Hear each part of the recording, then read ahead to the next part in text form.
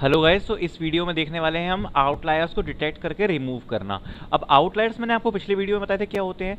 वो होते हैं कुछ एक्सट्रीम वैल्यूज, मतलब जो हमारे डेटा सेट को खराब कर सकते हैं। तो हमें क्या करना है कि आउटलायर्स को डिलीट करना पड़ेगा। तो ज़्यादातर हम ऐसा करते ही हैं, मतलब हर बार तो नहीं बट करना पड़ता है ऐसा। अब मैं आपको दिखा देता हूँ, ये हमारा डेटा सेट है जिसमें मैंने कुछ डॉक्टरों के नाम लिखे हैं और उनकी पर पेशेंट फीस लिखी हुई है। तो अगर इस डेटा सेट की बात करूं तो एक छोटा सा डेटा सेट है, तो इसमें तो हम देख के भी रिमूव कर सकते हैं। बट अगर डेटा सेट बड़ा हो, जैसे 10,000 डॉक्टर लिखे हैं, उनकी फीस लिखी है, तो वहाँ प्रॉब्लम आ जाएगी। तो उसके लिए हमें मेथड सीखने पड़ेंगे कि आउटलायर्स को हम डिलीट कैसे कर सकते हैं। तो ये डेटा सेट की लिंक आपको डिस्क्रिप्शन में मिल जाएगी एंड देखते हैं। तो ये सब अब आपको पता ही है कि इंपोर्ट कैसे करना है पांडास। तो मैंने पांडास को इंपोर्ट कर लिया। यहाँ पर ये एक्सेल फाइल है हमारी, उसको मैंने रीड कर लिया, हमारी एक्सेल फाइल आ गई। सबसे पहले मैं इसको प्लॉट करके देखने वाला हूँ मैट प्लॉटलिब से।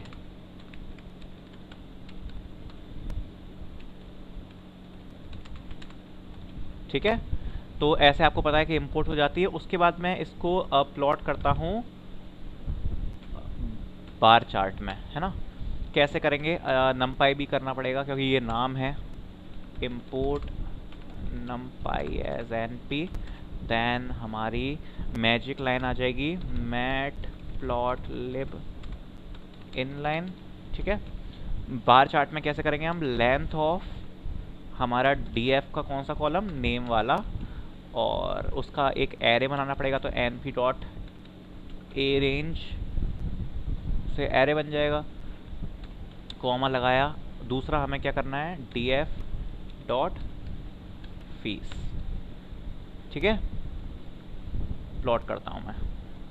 तो आप देख सकते हो जब मैंने इसको प्लॉट किया तो इसका ग्राफ कुछ ऐसा बन रहा है। हम देख के भी आउटलायर इसमें बता सकते हैं। तो एक तो ये वैल्यू जो इतनी ज़्यादा हाई जा रही है, दूसरी ये वैल्यू जो इतनी ज़्यादा लो है, ये आउटलायर्स हमें दिख रहे हैं, बाकी सब ठीक है।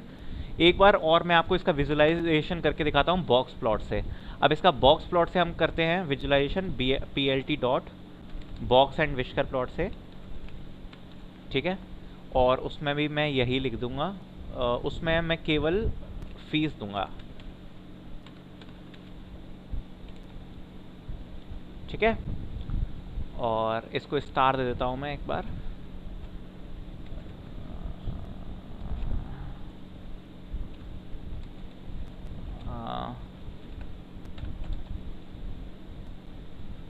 क्या होता है, SYM इक्वल्स टू स्टार। ठीक है, तो अब आप देख सकते हो जो हमारा बॉक्स प्लॉट है वो भी हमें ये दो एक्सट्रीम वैल्यूज दिखा रहा है, एक तो यहाँ पर एक यहाँ है। इससे भी हम पता लगा सकते हैं कि हमारा बॉक्स प्लॉट कह रहा है जो हमारा 25 परसेंटाइल है वो यहाँ से यहाँ तक है।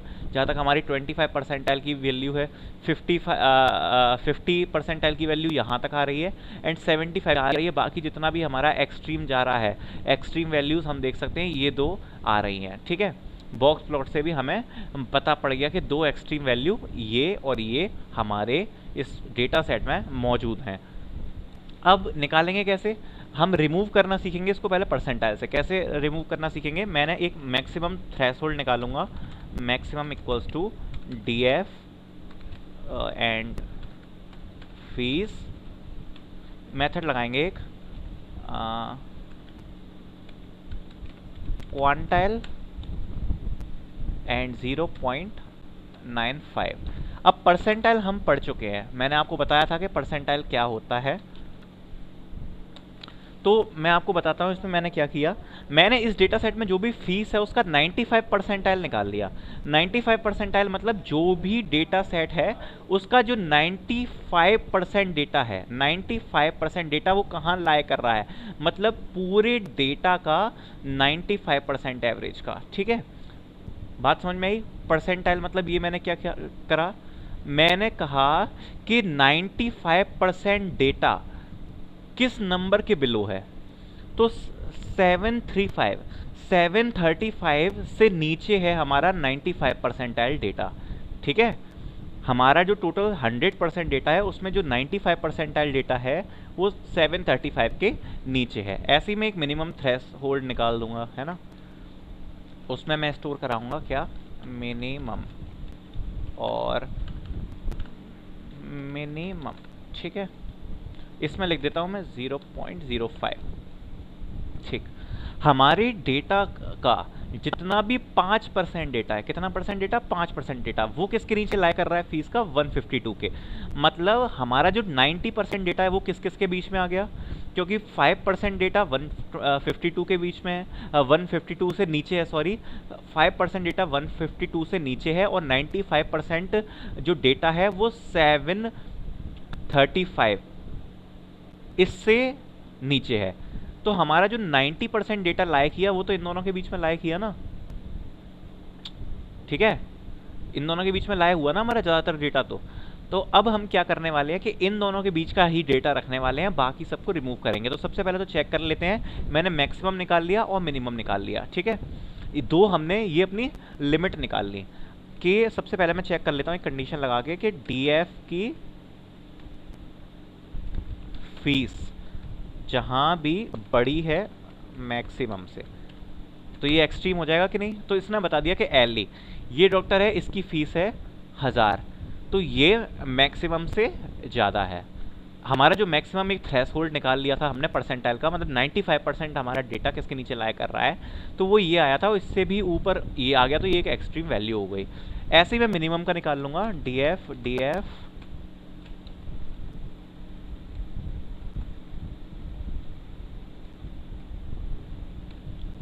Fees less than minimum. तो हेम जिसकी फीस आ गई 20, तो ये भी एक्सट्रीम वैल्यू हो गई, इसकी बहुत कम है, उसकी बहुत ज़्यादा है। अगर इनको रिमूव करना है, एक सीधे सीधे सिंपल सी एक कंडीशन लगाऊंगा, जो चीज़ें हम पहले पढ़ चुके हैं उन्हीं का यूज़ किया है, कुछ खास यूज़ नहीं किया, कि डीएफ की फीस, डीएफ में फीस जहाँ भी बड़ी है, जहाँ भी सॉरी छोटी है, कौन कौन सी वैल्यू हमको रखनी है, कि एक तो जो मैक्सिमम से छोटी हो, है ना, और क्या हो, मिनिमम से बड़ी हो। DF fees greater than minimum, इस पूरे को हमको डीएफ में स्टोर कराना है। फिर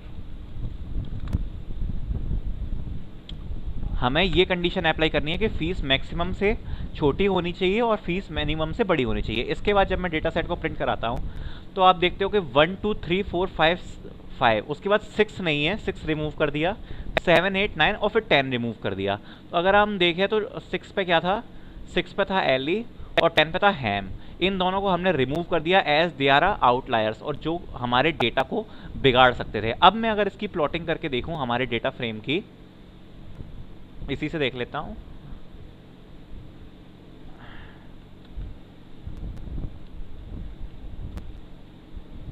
तो अब आप देख सकते हो हमारा डेटा थोड़ा सा अच्छा डिस्ट्रीब्यूटेड दिख रहा है। इसमें कहीं भी ऐसा नहीं है कि कहीं बहुत ज़्यादा ही लार्ज वैल्यू जा रही हो। और अगर मैं बॉक्स एंड विस्कर से भी देखूंगा प्लॉट करके,